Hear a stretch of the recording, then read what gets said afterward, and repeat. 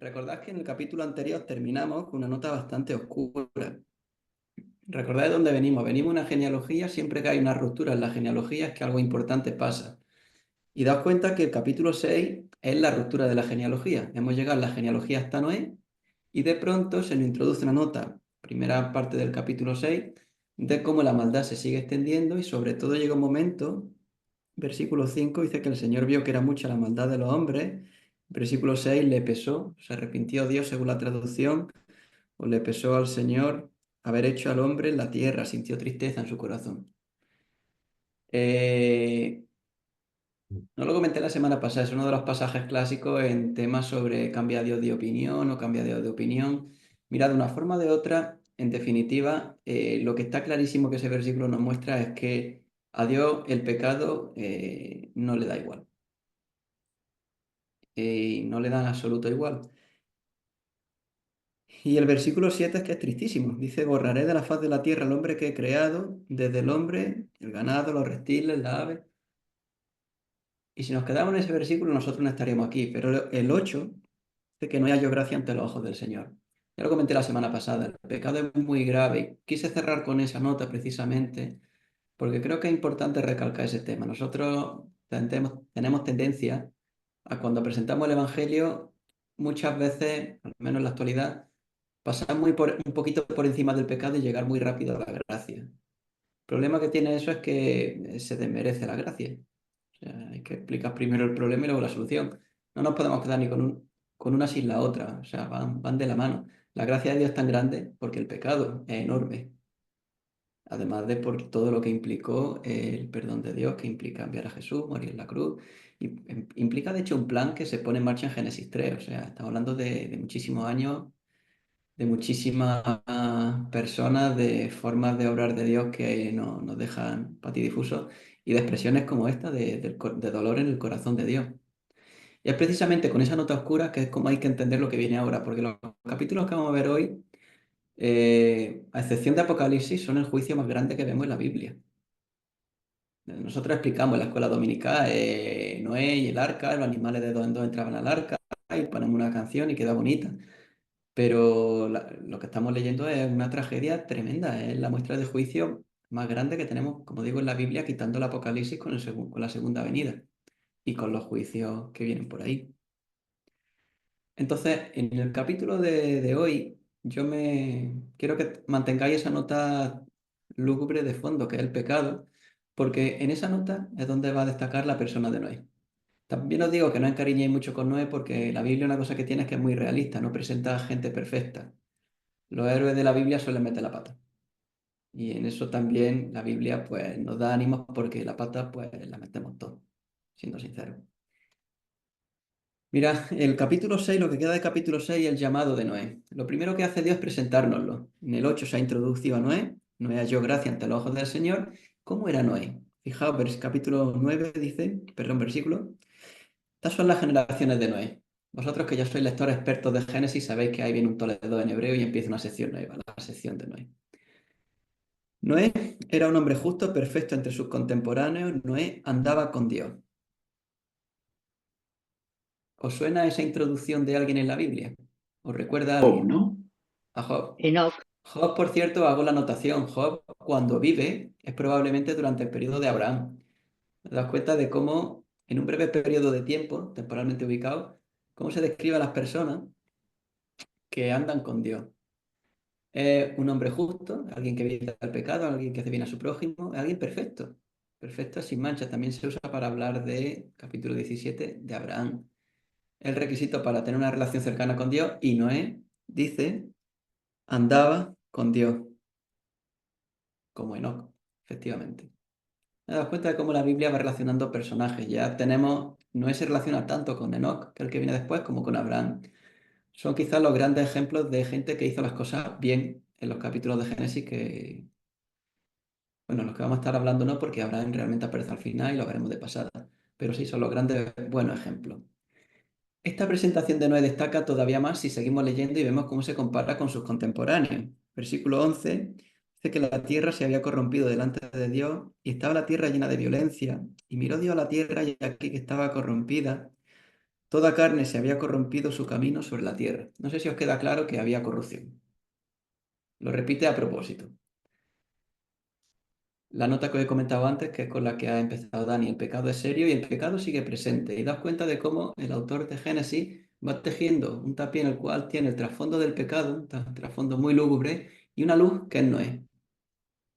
Hay un contraste también con la creación. Daos cuenta que el versículo 11 empieza, 12, perdón, dice que miró Dios a la tierra y aquí estaba corrompida. Ya lo vimos en la clase anterior, que también se veía a Dios mirando a la tierra y viendo el pecado. Qué contraste con la creación, cuando Dios miraba y veía las cosas que eran buenas o muy buenas. Ahora no, ahora Dios mira y ve corrupción. Corrupción también se puede traducir como destruir. Y hay comentaristas que juegan, Hamilton, que juegan con ese juego de palabras. Dios destruye lo que ya se ha destruido. Es un poco una idea parecida a una que aparece en Romanos, capítulo 1, que cuando Pablo dice una forma de traducción a los versículos es que, si seguía el comentario de John Stott, hablando del pecado en la humanidad, dice, como ellos no aprobaron tener en cuenta a Dios, Dios lo entregó a una mente que nadie podía aprobar. Es un juego de palabras parecido. En cierto sentido, el pecado autodestruye y Dios lo que va a hacer en definitiva es pues llevar a término lo que ya el pecado ha hecho. El pecado ha empezado a destruir la creación, pues Dios va a destruir lo que ya se ha autodestruido. Evidentemente, esto no es una forma de aliviar el juicio que viene es muy duro, pero simplemente que tener en cuenta eso, la gravedad del pecado, que ya lo hablé la semana pasada y hoy lo vamos a ver pues de primera mano, por así decirlo. Y hay un contraste tremendo entre Noé y sus contemporáneos. Los contemporáneos de Noé, corrupción, oscuridad, tinieblas, pecado. Noé, en cambio, andaba con Dios. Y es un contraste muy significativo. Esta es la introducción de Noé. Y a Noé, pues Dios le habla y le dice, versículos 13 para adelante, que Dios decidió ponerle fin a la tierra. Imaginaos Noé que está un día en su casa, se le aparece Dios y le explica, mira Noé, que voy a destruir toda la creación. Yo no sé vosotros, pero yo soy Noé y se me atraganta el café. Pero es que encima la solución que le da Dios es, como mínimo, llamativa. A un arca, un barco. El arca básicamente, para que os hagáis una idea, sería una caja de zapato enorme, que tenéis una dimensión estimada, unos 140 por 23 por 14 metros. Métete tú, mete animales, porque viene un diluvio. Entonces, poner un poco en la piel de Noé. De la escuela dominical estamos acostumbrados a tener esto, pues claro, se lo explicamos a los niños con el jiji jaja, los animalitos para acá, animalitos para allá. Yo me pongo en la piel de Noé y digo, esto es lo más increíble que he escuchado hasta aquí en el Génesis. Mira que hemos escuchado cosas curiosas. Dificultades del texto, mira, en el versículo 16, cuando dice que hará una ventana en el arca, según la traducción que consulté, habla de ventana, habla de techo. Es una palabra que no vuelve a aparecer en el Antiguo Testamento y no sabemos exactamente qué significa. Entonces, por eso, según qué traducción vayáis del versículo 16, el arca tiene una cosa o tiene otra. El arca se hace, porque versículo 17, porque Dios va a traer un diluvio sobre la tierra para destruirlo todo, ¿no? Ella se entera de cuál es la forma de juicio que Dios ha elegido, juicio por diluvio, y por tanto el arca es la forma de salvación. El que esté en el arca, que es un barco, pues será salvo y el que no, pues no. Y hay un contraste en el versículo 18, fijaos. El 17 acaba de decir Dios que va a traer un diluvio, que va a destruirlo todo. Ya vimos la semana pasada que eso incluye a los animales. Y en el versículo 18 dice que Dios va a establecer un pacto con Noé, entrar en el arca tú, tu hijo, tu mujer, la mujer de tu hijo y animales.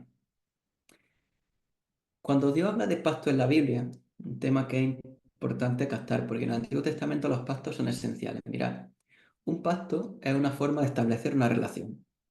Cuando Dios hace pacto con alguien, con un pueblo, con una persona, lo que viene a decir es que Dios va a entrar en una relación con esa persona y se establecen una serie de términos. Cuando Dios habla, por ejemplo, el pacto con Abraham, pues cómo Dios se va a relacionar con Abraham, el pacto con el pueblo de Israel en el Sinaí, el pacto mosaico, se suele llamar, cómo Dios se va a relacionar con el pueblo de Israel. Y así sucesivamente hasta el nuevo pacto, que predice Jeremías, que es el que establece Jesús con nosotros en la cruz, es cómo Dios se va a relacionar con nosotros. Pues aparece aquí el pacto con Noé. que de nuevo es contraste. Das cuenta de que la humanidad, la creación se ha corrompido, Dios ha visto el pecado, pero Dios elige mantener su relación a través de esta familia elegida. Respondiendo un poco a la pregunta que me hiciste la semana pasada, Dios se preocupa también por los animales. O sea, el pecado afecta a toda la creación, pero das cuenta que los animales también entran en la provisión de Dios de sobrevivir. Versículo 21 dice que se le terminan de dar la instrucción a Noé, que tome alimento, que lo guarda, que, o sea, que prepare el arca. Versículo 22, fijaos qué versículo tan tremendo. Así lo hizo Noé, conforme a todo lo que Dios le había mandado, así lo hizo. De Noé, los capítulos que vamos a tocar hoy, que son unos cuantos, vamos a ver muchas cosas, pero nunca lo vamos a ver hablar. Solo lo vamos a ver haciendo cosas y obedeciendo. En ese sentido, es para mí un ejemplo tremendamente llamativo. Fijaos, qué forma tan sencilla la Biblia nos describe un proceso de obediencia de años, porque hacer el arca no se hace en 2 días. Proceso de años. El héroe de la historia en definitiva no es Noé, sino Dios. Eso lo tengamos claro. Pero daos cuenta que de Noé se nos va a enfatizar la obediencia. Continuamente vamos a estar viendo cómo Dios dice cosas y Noé obedece. Y es súper interesante, sobre todo cuando veáis la clase la semana que viene, porque cuando leáis los textos de la semana que viene veréis la primera vez que Noé abre la boca. Y veréis qué cosa tan curiosa pasa cuando Noé abre la boca por primera vez. Pero hasta que abre la boca, todo lo que vemos de Noé es Noé obedeciendo, Noé haciendo cosas. Como digo, un proceso de obediencia de años. No se nos dice si Noé le costó creerse a Dios, probablemente de primera fuera como, espérate, espérate, repíteme las instrucciones que igual no me he enterado. Pero en última instancia lo que vemos es que Noé obedeció, y es lo que destaca la Biblia. Y con eso pasamos al capítulo 7. ¿Te das cuenta que el proceso de construcción del arca, que es un proceso de años, se resume en esa frase, Noé obedeció? Porque ya el capítulo 7 comienza diciendo, con el Señor hablándole a Noé, diciéndole, para adentro, entra en el arca. Entra Noé, entran sus 3 hijos, entra la mujer de Noé, entran las mujeres de sus 3 hijos. Das cuenta que los 3 hijos de Noé nacen antes del diluvio, Sem, Cam y Jafet. Las mujeres de todos, con total que entran no, perdón, 8 personas al arca. Entran también los animales. Aquí está un poco el tema que comentaba Benjamín. En un capítulo se habla de que entran 2 animales por especie. Y aquí, en el capítulo 7 lo que se detalla es que depende el tipo de animal. Si era animal limpio, entran 7 parejas, si no entra una pareja. Ahora, simplemente, no hace falta ver contradicción, simplemente, primero el capítulo 6 se da la instrucción resumida y aquí entra el detalle. Es bastante probable que la instrucción de Dios a Noé para cómo hacer el arca fuera bastante más detallada que lo que vemos en el capítulo 6. Capítulo 6 se le da una breve descripción y aquí pues se le da una descripción más detallada con el tema de los animales, probablemente con el arca pasará lo mismo. Curioso también lo que dice, lo que comentaba Benjamín. Si yo soy Noé, a mí ya construir el arca se me hace cuesta arriba, pero buscar a los animales ya ni te cuento. Bueno, pues de alguna forma los animales llegaron y entraron. Y cuando Dios le da a Noé las instrucciones de que entren en el arca, lo que le está diciendo, versículo 4, es que dentro de 7 días haré llover durante 40 días, 40 noches, y se producirá la destrucción. Y versículo 5 da cuenta, Noé hizo conforme a lo que el Señor le había mandado. De nuevo, Noé obedeciendo. De hecho, si os ponéis una cosa que os recomiendo, buscar todas las veces que en estos capítulos se ve a Noé obedeciendo a Dios. Y es súper curioso. De Noé no se describe prácticamente otra cosa que no sea Noé obedeciendo a Dios. Entonces, versículo 6 al 10 se narra esa entrada al arca y se narra cómo, versículo 10, se cumple la palabra de Dios. Dice que aconteció que a los 7 días el agua del diluvio vinieron sobre la tierra. Y ahí empieza el juicio. Hamilton comenta una cosa muy curiosa. Noé hace lo que Dios le dice. Hace el arca. Entra al arca. Dios hace lo que Dios dice. Dios le dijo a Noé que iba a haber un juicio y aquí empieza a llover. Y destaca que Dios es tan fiel a su propia palabra como Noé a la palabra de Dios. Destaca ese juego de fidelidad de cómo la palabra de Dios es cierta y lo que sucede pasa, pero además Noé obedece. Es una cosa que os voy a ir destacando de la parte de Noé que vamos a ver hoy, es la obediencia. Es el rasgo que más destaca de lejos de Noé. Del versículo 11 al 16 veréis lo que os comenté el otro día. Se repite algo que ha pasado antes, se repite el proceso de entrada al arca. Eso es muy típico en el relato del diluvio. El relato del diluvio da salto, va para atrás, va para adelante, repite lo que ha dicho, lo repite de forma distinta, por ejemplo, lo de los animales. En el capítulo 6 dice que son una pareja. Capítulo 7 ya aclara que es una pareja si son impuros, 7 si son puros. Simplemente es algo típico del relato del diluvio, ir para atrás y para adelante, ¿vale? Entonces, como hay mucho para atrás para adelante, también por eso he mandado hoy leer bastante más, porque en definitiva el contenido es el que es. Fijaos el versículo 11. Dice que en el año 600 de la vida de Noé, en el mes segundo, a los 17 días del mes, en ese mismo día, se rompieron toda la agua perdón, todas las fuentes del gran abismo y las compuertas del cielo fueron abiertas. Es una forma, podríamos decir, muy poética de describir que les cayó una tromba de agua tremenda. Pero da cuenta también de que es una reversión de la creación. Recordad que en el día de la creación, ¿qué hizo Dios? Separó las aguas de arriba de las de abajo. O sea, puso una separación entre una agua y otra agua. Das cuenta que aquí en definitiva lo que se está describiendo es una reversión de esa separación. Cuando dice que se abren las puertas del cielo es como decir que les cayó toda el agua de golpe. Pasaría lo que pasaría, pero das cuenta de cómo el relato del diluvio tiene mucha referencia a la creación. Ese, esa corrupción de la creación que era buena, ese cómo Dios mira, al igual que en el capítulo 1, pero ahora ve cosas diferentes.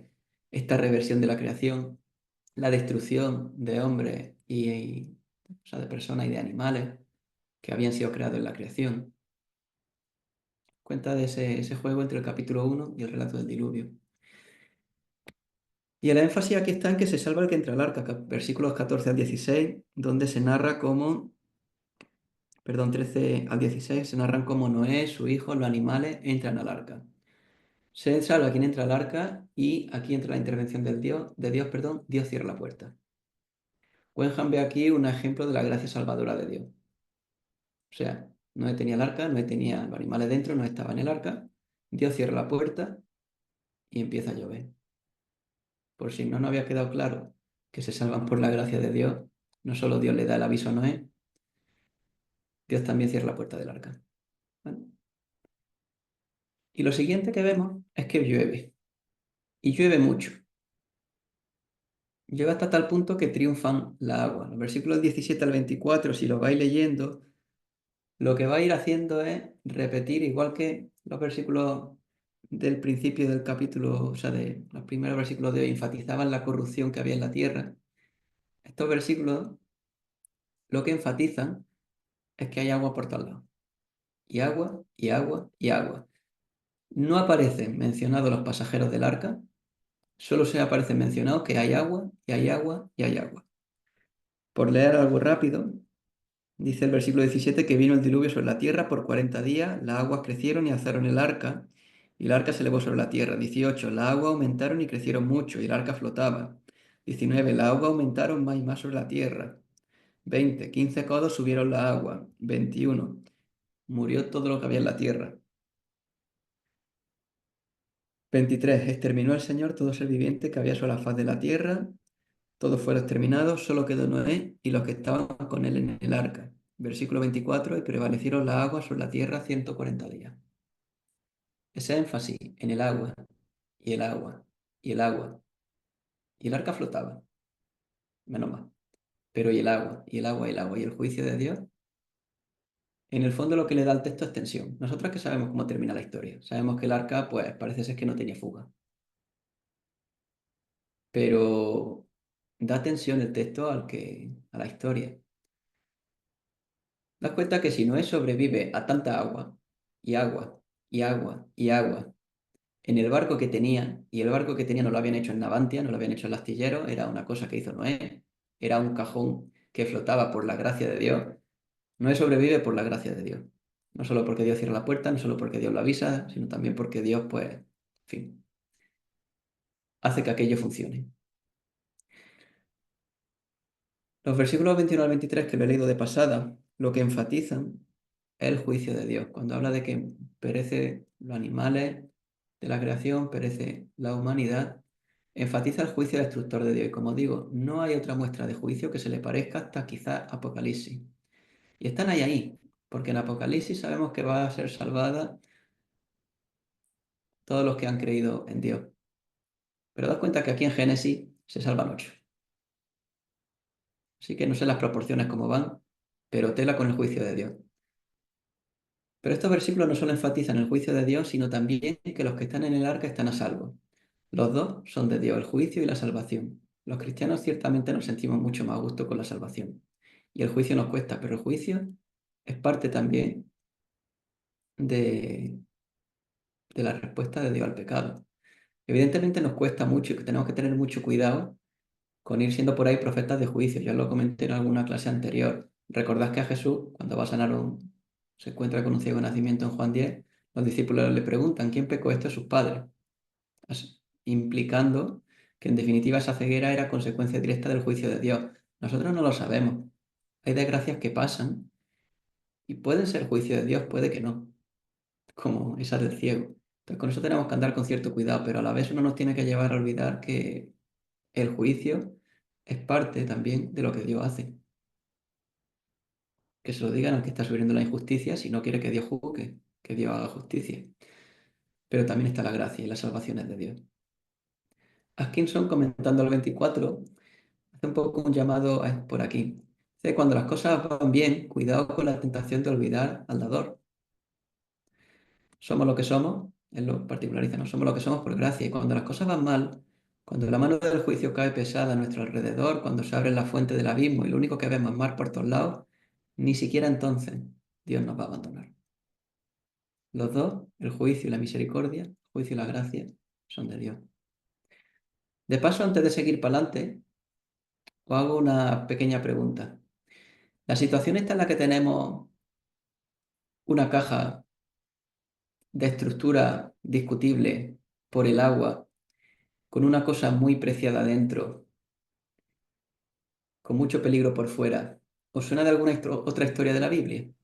En Moisés pasa que nos cuesta verlo un poco, pero la palabra en hebreo, si no recuerdo mal, es la misma.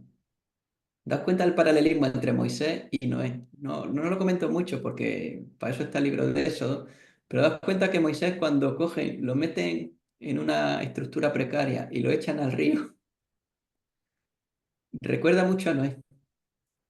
Das cuenta que en ambos casos la esperanza del pueblo de Dios está a merced de muchos peligros y Dios los cuida, y Dios los cuida. Es un poco repetición del mismo tema.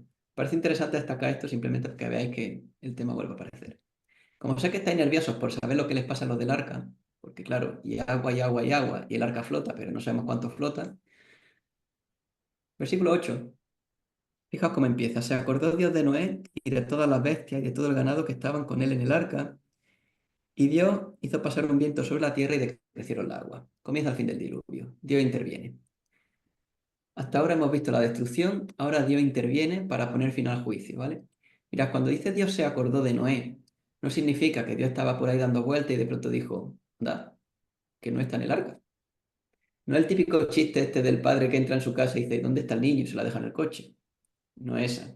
Es una frase que se usa en el Antiguo Testamento para enfatizar que Dios no es que se acuerde, no es que le venga a la mente, es que Dios interviene. Cuando Dios se acuerda de, va ligado, es una forma de decir que Dios interviene a favor de. Nos cuenta que aquí Dios se acuerda de Noé, va ligado a que Dios empieza a que bajen, a intervenir para que bajen la agua.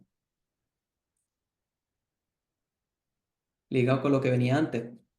Noé, la duda que nos suscita el texto, está precario junto con los animales, con agua por todos lados. Como dice Hamilton, cuando todo parece indefenso, Dios interviene para prevenir la tragedia. Siguiendo con el paralelismo que he ido comentando antes, lo mismito pasa en la historia de Moisés. Te das cuenta que no es casualidad de que quien se encuentre a Moisés sea la mejor persona que se lo pueda encontrar. Dios interviene y comienza a secarse el mar, comienza a bajar el nivel del agua. Versículo 3, el arca se posa en la tierra. Dice que el agua bajaron gradualmente sobre la tierra y a los 150 días el agua había decrecido.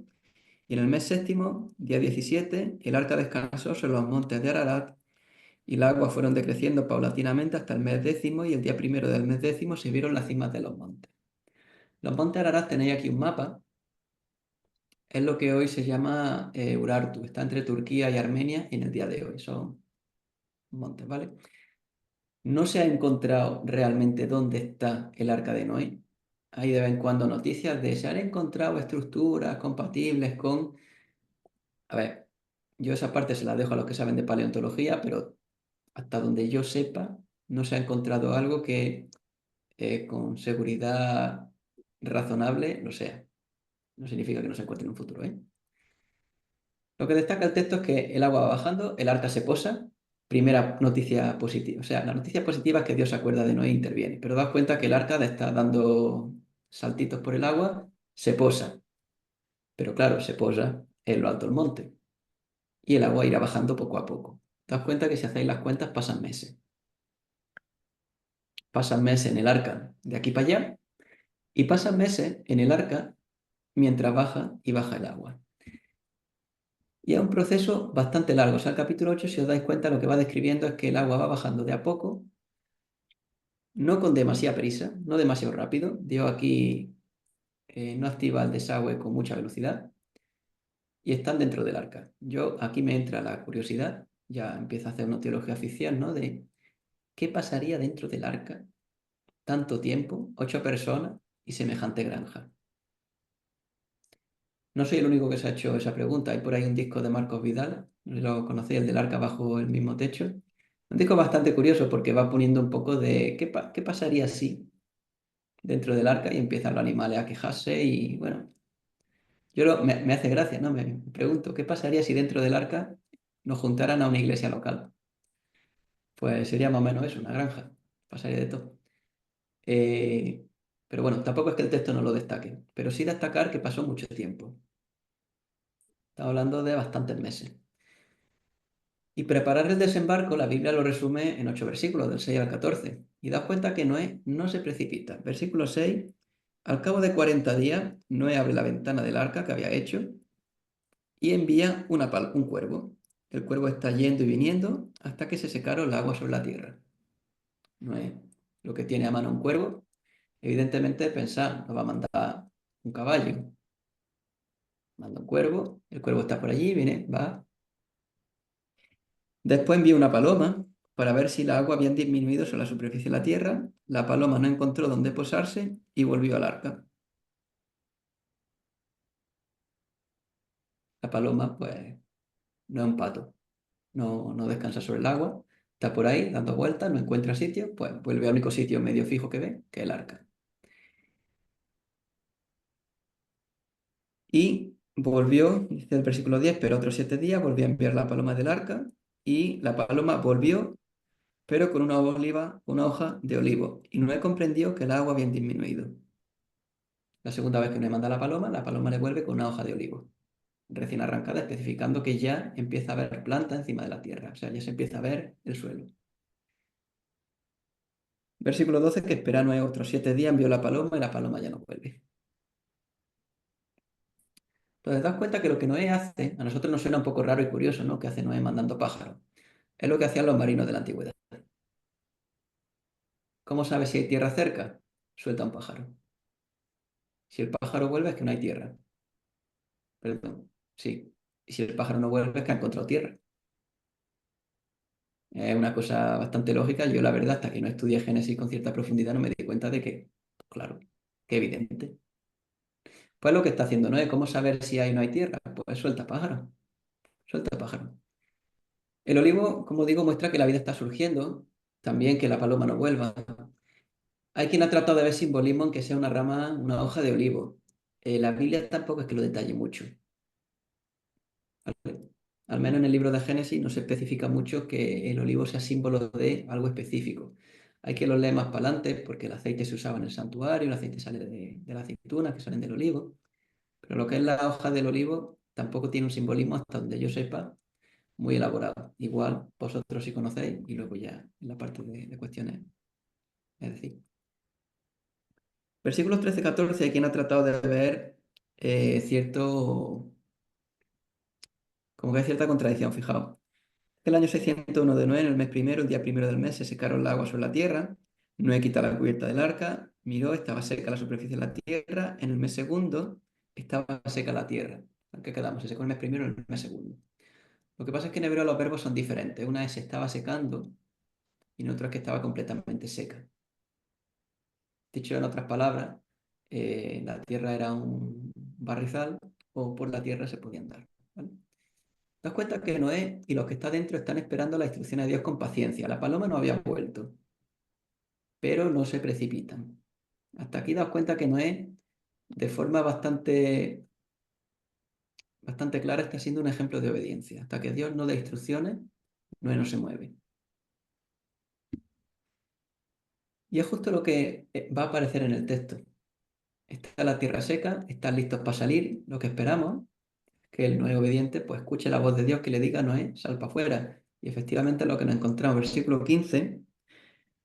Entonces habló Dios a Noé y le dijo, sal del arca y contigo tu mujer, tu hijo, las mujeres de tu hijo, saca contigo todo ser viviente de toda carne que está contigo, ave, ganado, reptil que se arrastra, para que se reproduzca en abundancia sobre la tierra y sean fecundos y se multipliquen sobre la tierra.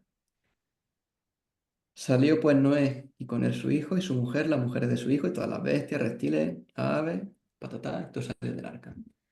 Das cuenta que Noé ha estado esperando a que Dios le diga sal y cuando Dios le dice sal, Noé sale.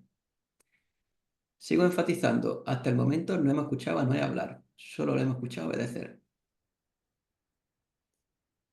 Y daos cuenta de otro detalle. Lo que Dios le manda a Noé, que salgan y sean fecundos, ¿os suena de algo?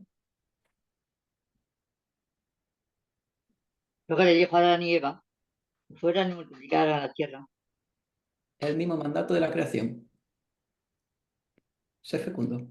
Lo mismo que Dios le dice a Adán y Eva. Por eso hay otro detalle. De aquí lo que estamos viendo es una especie de recreación. No es una recreación en el sentido estricto, Dios no crea de nuevo. Es una nueva oportunidad. Y Noé, en cierto modo, es una especie de segundo Adán. Dios le da la misma orden, reproducir, ser fecundo. No está en una situación parecida a la de Dios, una creación, digamos, de cero. Él y su familia son los únicos que hay sobre la tierra.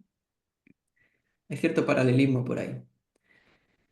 Das cuenta que de Noé lo que se nos ha destacado continuamente es su obediencia. Y eso es una de las cosas que quiero que os llevéis claras del día de hoy, sobre todo porque en la clase siguiente veremos que Noé pues, también tiene su historia.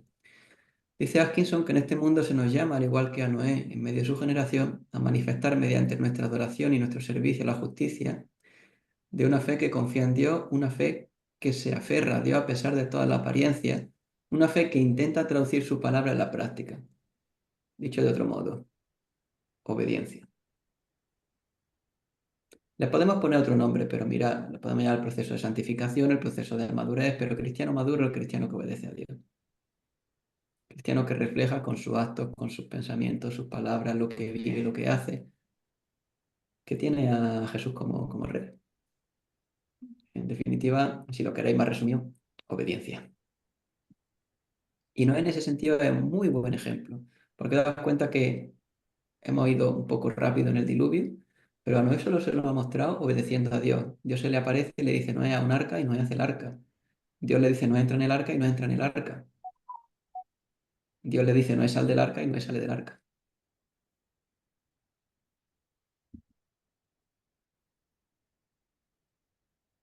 Versículo 20 dice que cuando sale del arca, fijaos lo que hace Noé. Dice que edificó Noé un altar al Señor y tomó de todo animal limpio, de toda ave limpia, y ofreció holocausto en el altar. Y el Señor percibió el aroma agradable. Das cuenta que las matemáticas cuadran. Noé coge animales para hacer sacrificio a los que tenía 7 parejas. Ofrece sacrificio, Dios percibe. Das cuenta que no es el primer sacrificio que vemos en Génesis. O sea, explícitamente hablando, no es el primer sacrificio que vemos en Génesis. Recordad que en el capítulo 3, cuando Dios crea, Dios les da a Adán y Eva vestidos de pieles, ha tenido que haber un sacrificio. En el capítulo 4, con Caín y Abel, Caín ofreció animales. No es el primer sacrificio que vemos, es el primero que vemos en esta nueva etapa con Noé. Dice que el Señor percibió el aroma agradable y dijo al Señor para sí, subraya estas palabras porque son súper bonitas. Nunca más volveré a maldecir la tierra por causa del hombre, porque la intención del corazón del hombre es mala desde su juventud. Nunca más volveré a destruir todo ser viviente como lo he hecho. Mientras la tierra permanezca, la siembra y la siega, el frío y el calor, el verano y el invierno, el día y la noche, nunca cesarán. Subrayado eso en la Biblia, por favor.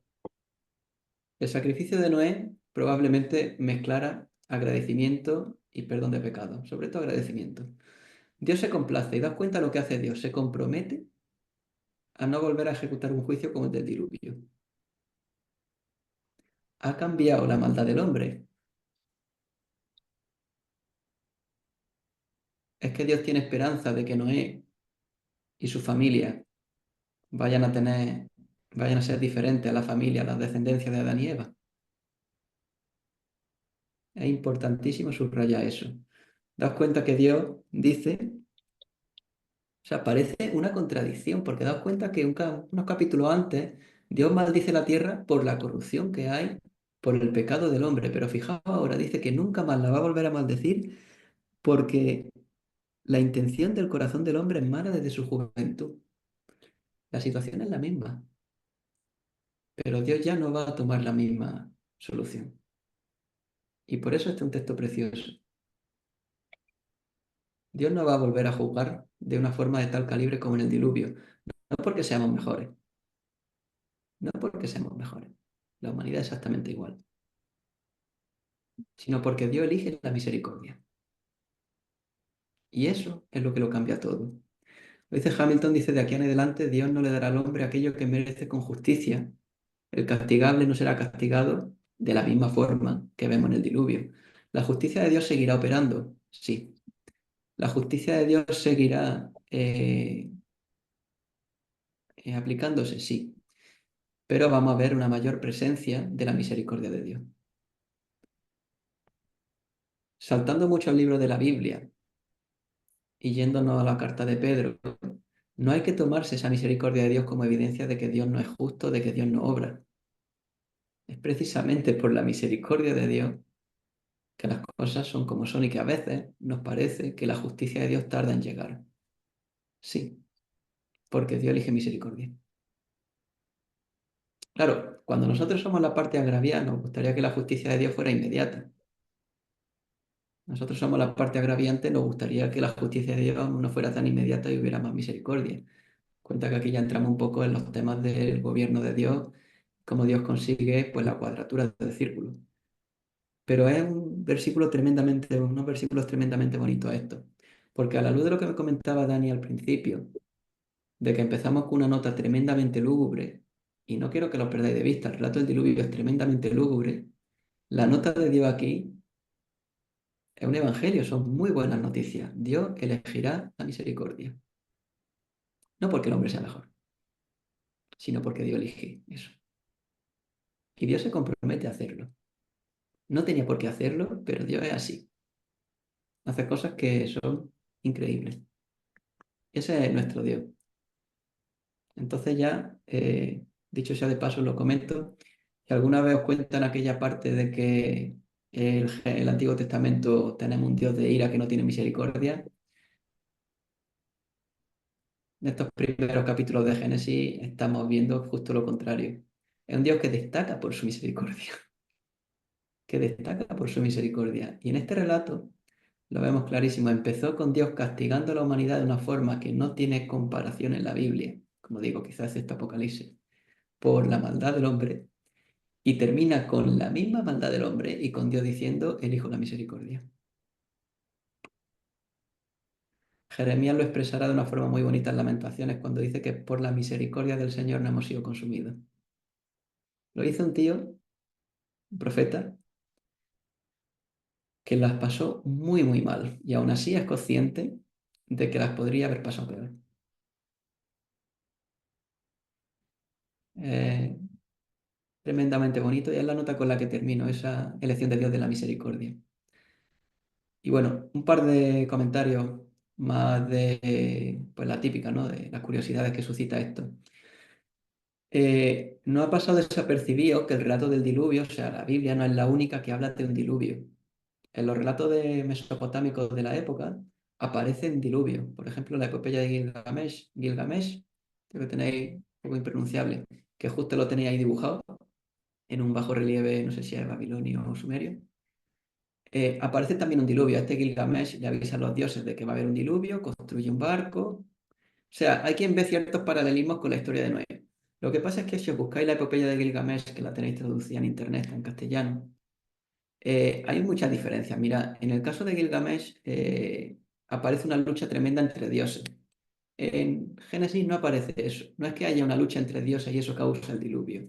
Es el juicio de Dios el que lo causa. Recordad que según Génesis 1, no ha recordado, Dios hay uno, frente a la multiplicidad de dioses de las naciones vecinas. En la epopeya de Gilgamesh, el diluvio se le va de las manos a los dioses. En el relato de Génesis, Dios controla en todo momento la tormenta. Das cuenta que es Dios el que manda el agua, es Dios el que cuida el arca, es Dios el que hace que descienda el agua. De hecho, el relato de Génesis es bastante sencillito y eso destaca esa soberanía de Dios. Es un control, son cosas que para nosotros nos cuesta imaginar, para Dios es cosa del día a día. Igual que el relato de la creación era y dijo Dios y fue hecho, aquí es y dijo es casi parecido. Dios trajo el agua, Dios hizo que el arca estuviera bien, Dios se llevó el agua. El sacrificio en la epopeya de Gilgamesh es porque los dioses, después de estar con mucho tiempo con el diluvio para acá, diluvio para allá, es que le ha entrado hambre. Recordad que los hombres en estas culturas eran los que les proveían de alimento a los dioses, y claro, los dioses han estado sin comer en tiempo, tienen hambre. Entonces el sacrificio que hace el Gilgamesh es para que los dioses coman. ¿Te das cuenta qué concepto de dioses? En cambio, el sacrificio en Génesis, sacrificio de agradecimiento. La epopeya de Gilgamesh destaca mucho el papel de Gilgamesh como héroe, salvador de la nación y un héroe épico. En cambio de Noé, si os dais cuenta, se podría destacar mucho su papel heroico y el Génesis no lo hace. De hecho, es que casi, no es que casi, es que la construcción del arca no se detalle. Es que el relato de Génesis deja bien claro que el héroe es Dios y Noé es obediente, pero no es el héroe. Entonces, hay una serie de contrastes muy grandes. Es cierto que hay un diluvio, pero vamos, también hay diferencias muy, muy significativas. Luego está la pregunta de Benjamín, ¿no? ¿El diluvio fue local o fue global? Pues mira, es que hay un pequeño problema. Ya os lo dije en el capítulo 1, tenéis que dar el salto hace 3000 y pico años. Hace 3000 y pico años, la gente que vivía en Mesopotamia conocía Mesopotamia. Como muchos sabían que había un país por allí lejos que se llamaba Egipto, pero das cuenta que en el mapa aquello está cerca. De hecho, es que el mismo lenguaje le juega una pasada. Cuando habla de que en versículo 7, 19 al 24, que es cuando habla de que el diluvio cubre toda la tierra, que la palabra para tierra es la misma que se usa para país. Entonces, claro, se refiere a la tierra en sentido amplio, los países, se refiere a la tierra en sentido local, o sea, una región. Pues mira, es que la palabra en hebreo es la misma. Es complicado. Es complicado, basándose en el texto de Génesis solo, llegar a una conclusión. Aquí, evidentemente, hay quien defiende uno más global, hay quien defiende uno más local. No termina de quedar muy claro y de nuevo una de las preguntas que yo os comenté en su momento, que me parece que nosotros, por nuestra forma de ser, nuestra curiosidad y nuestra mente científica, que es relativamente reciente en el tiempo de la historia, pues son preguntas que no hacemos. No es una pregunta que creo que le surgiera a los que leyeron Génesis en la antigüedad. Pero simplemente comentaros que ambas interpretaciones son posibles. La palabra en hebreo es la misma. Dicho lo cual, vuelvo al punto anterior porque me gusta terminar con ese. Que Dios elegiría la misericordia. Si la clase anterior terminaba con una nota muy, muy lúgubre de la gravedad del pecado, que es la primera mitad del Evangelio, hoy terminamos con la segunda. Y la segunda es que, aun Dios pudiendo y estando en todo pleno derecho a hacer justicia, elige misericordia. Hay una anotación, hay un versículo de Pablo que para mí lo expresa muy bien cuando dice que cuando éramos enemigos de Dios, Cristo murió por nosotros. Y es un poco ese mismo contraste. Cuando nosotros con Dios precisamente bien no estábamos, Dios eligió la misericordia. Y das cuenta que el relato del diluvio ha empezado y ha terminado de la misma manera. El hombre no ha cambiado, sigue estando apartado de Dios, sigue teniendo, como dice Dios, esa tendencia al mal, al pecado, desde siempre. Está en nuestra naturaleza. La diferencia es que en el capítulo 6 Dios elige justicia y en el capítulo 8 finaliza con Dios eligiendo misericordia. Y esa es la nota con la que quiero terminar la clase de hoy.